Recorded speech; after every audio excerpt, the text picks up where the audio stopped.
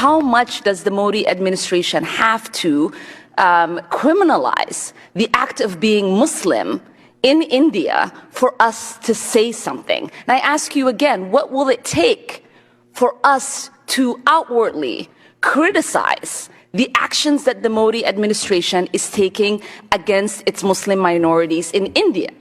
Because when we remain silent and the situation gets out of control. Madam कह रही हैं कि और कितना अत्याचार होगा भारत में मुसलमानों पर, नरेंद्र मोदी सरकार कितना अत्याचार करेगी मुसलमानों पर यहां पर कि जब हम ये सोचे कि हमें कुछ बोलना चाहिए। वो अमेरिका में कह रही हैं लोगों से। अच्छा, ये भी याद कीजिए कि 2 दिन पहले कैसे कर्नाटक में हिजाब विवाद पर अल-कायदा जैसे बड़े इंटरनेशनल आतंकवादी संगठन का आका अल जवाहिरी भारत के खिलाफ जहर उगल रहा था। एक बार उसको भी याद कर लीजिए, सुन लीजिए, फिर सब जोड़कर बताऊंगा।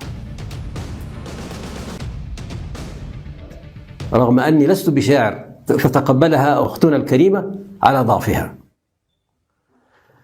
شمخ الحجاب مكبرا لن أستكين، هتف الحجاب تعلموا مني اليقين. أنا عزة الإسلام رغم الحاقدين، أنا بنت إسلامي وعز المسلمين، أنا قمة الأخلاق في العفن المهين، أنا دعوة التوحيد ضد المشركين، أنا نفخة الإيمان موت الملحدين، أنا معلم ومنارة للمهتدين. كبرت في هند فرد مكبرين، في القدس في كشمير كل المؤمنين، في ثبات الواثقين والفتح أوشك كبري للفاتحين. وأترككم في حفظ الله ورعايته. तो अल जवाहिरी जो अल-कायदा का प्रमुख है वो बैठकर बता रहा है कि कर्नाटक में जो वो लड़की थी जो नारे लगा रही थी अल्लाह अकबर के, वो कैसे उनके लिए हीरो है और कैसे भारत के मुसलमानों को जो है वो लड़ाई लड़नी है।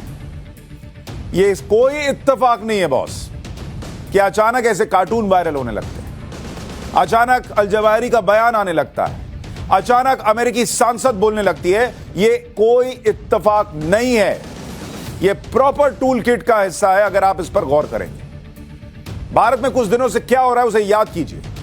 कर्नाटक में स्कूल्स में सबके लिए एक जैसी यूनिफॉर्म की बात की गई थी, सबके लिए की गई थी, किसी एक धर्म के लिए नहीं की गई थी, और हिजाब पहनने से रोका गया तो उसके विरोध में कहा जाने लगा कि भारत के मुसलमान 1857 और 1947 से भी बुरे हालात में, दिमाग में धीरे से पिन मार दिया कि देखो तुम लोग कहां आजादी से भी बुरे हाल में हो। ये हुआ है बीते कुछ दिनों। मस्जिदों में लाउडस्पीकर से अजान का विरोध किया गया तो यह धमकी दी गई कि मस्जिदों से लाउडस्पीकर हटे तो देश में फिर से 1947 होगा, मतलब बंटवारा होगा और फिर से जिन्ना पैदा होगा। यह भी इत्तेफाक नहीं है। बहुत ध्यान से सुनिए इन बातों कि अचानक से मुसलमान पर अत्याचार हो रहे हैं, देश बढ़ जाएगा, जिन्ना आ जाएगा, यह सब इत्तेफाक नहीं है। अच्छा, एक और चीज देखिए, इसी बात को भारत में राहुल गांधी जैसे नेता बढ़ा भी रहे हैं।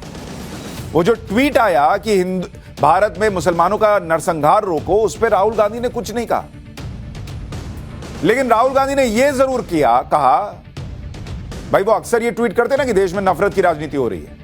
आज उन्होंने देश को बांटा जा रहा है यह भी कह दिया, और एक देश में कई देश बनाए जा रहे हैं यह भी कह दिया। इस ट्वीट पर उन्होंने कुछ नहीं कहा कि नहीं मेरे देश को कुछ मत बोलो, यहां मुसलमानों के साथ ऐसा कुछ नहीं हो रहा, कोई नरसंहार नहीं हो रहा। नहीं, वो कह रहे देश को बांट रहे हैं। कौन? RSS, BJP. एक बार राहुल गांधी को सुनिए। हिंदुस्तान को बांटा भी गया है। हिंदुस्तान में अलग अलग ग्रुप्स बना दिया। पहले ये एक देश हुआ करता था, अब अलग अलग देश के अंदर अलग अलग देश बना दिया है। एक इन लोगों का देश, दूसरा इन लोगों का देश, तीसरा इन लोगों का देश, और इन सबको एक दूसरे से लड़ाया जाता है।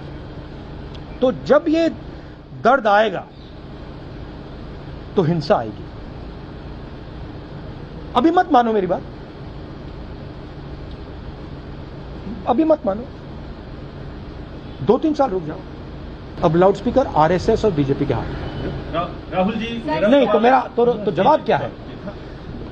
जवाब यह है कि इस कंट्रोल को बाईपास कैसे किया जाए। और आप देखना जब सच्चाई लोगों को पेट में लगेगी तो ये आपका जो एम्पलीफायर है, लाउड स्पीकर है, ये फेल हो जाएगा।